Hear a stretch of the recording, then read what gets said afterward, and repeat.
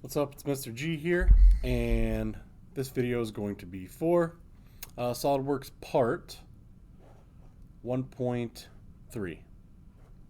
Okay, so this one's an easy one. I'm going to do a new part.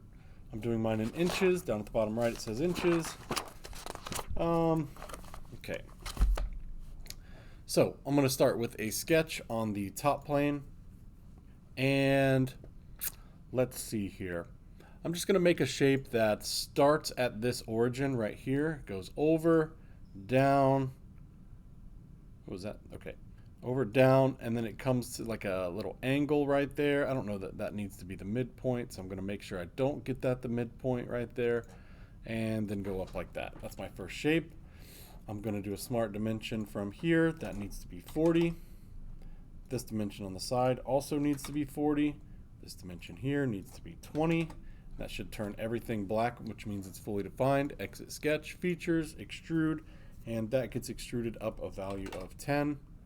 Check mark, Control 7, so that's my first shape. And the next shape is just literally a 20 by 20 box on top.